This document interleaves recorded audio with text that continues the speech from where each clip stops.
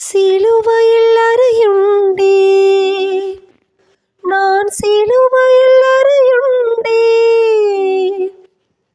சிலுவையில் அறையுண்டே, நான் சிலுவையில் அறையுண்டே. இனி நாடல்ல இயேசுவே என்னில், இன்றும் அவரை காட்டிடுவேன்.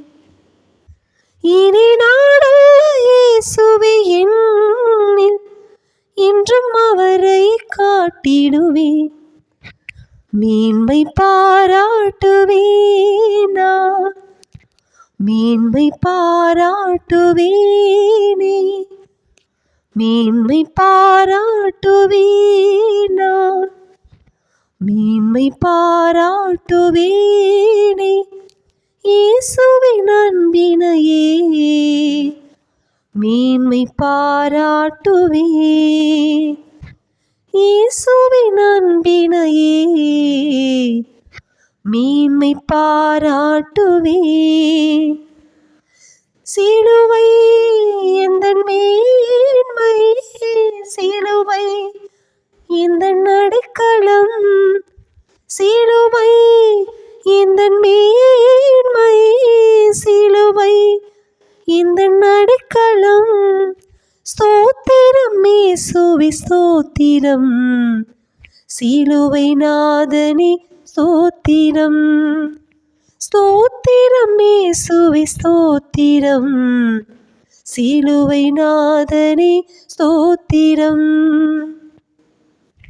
சிலுவையை சுமந்திடுவேன், நான் சிலுவையை சுமந்திடுவேன், சிலுவையை சுமந்திடுவேன், நான் சிலுவையை சுமந்திடுவேன். இனி இயேசுவின் மகிமைக்காய் நானே என்றும் பாடுகள் சகித்திடுவேன். இனி இயேசுவின் மகிமைக்காய் நானே என்றும் பாடுகள் சகித்திடுவேன்.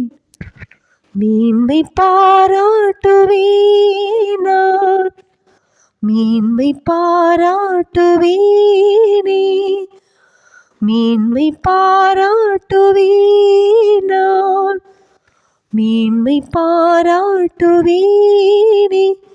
இயேசுவின் அன்பினையே மேன்மை பாராட்டுவேன். இயேசுவின் அன்பினையே மேன்மை பாராட்டுவேன். கிறிஸ்துவுக்குள் பிரியமான சகோதர சகோதரிகளே, 44:8 சங்கீதத்தில் தேவனுக்குள் நித்தம் மேன்மை பாராட்டுவோம் என்று கூறுகிறார். சிலுவை குறித்து மட்டுமே நாம் மேன்மை பாராட்ட முடியும். தேவன் நமக்கு அனுபவிக்க வேண்டும் என்று கொடுத்திருக்கிற அனைத்து நன்மைகளும் கிறிஸ்துவின் மூலமாய் சிலுவையிலே சம்பாதித்து கொடுக்கப்பட்டவைகள். நாம் அனுபவிக்கிற பணம், சுகம், ஆரோக்கியம், நல்ல குடும்ப சூழ்நிலை, அந்தஸ்து, வேலை அனைத்துமே கிறிஸ்து சிலுவையின் மூலமாய் சம்பாதித்து கொடுத்தது நிமித்தமாகவே நமக்கு கிடைத்திருக்கிறது. அவைகளை நாம் இந்த பூமியில் நம்முடைய திறமையினாலே பெற்றுவிட்டோம் என்று நாம் நினைத்தால் அவை மட்டுமே மேன்மை பாராட்டுகிற ஒரு பெரிய காரியமாய் மாறி விக்கிரகமாக மாறிவிடும். ஆகையால் இவை அனைத்தையும் கொடுத்த தேவன் இவைகளை நமக்கு நிலைத்திருக்க பண்ணவும் ஒவ்வொரு நாளும் வார்த்தையினால் தாங்கிக் கொண்டிருக்கிறார் என்பதை நாம் நினைவில் வைத்துக் கொள்வோம். ஒவ்வொரு நாளும் தேவன் நமக்கு பாராட்டியிருக்கிற அனைத்து நன்மைகளையும் குறித்து தேவனுக்கு நன்றி சொல்வோம். நன்றி, வணக்கம்.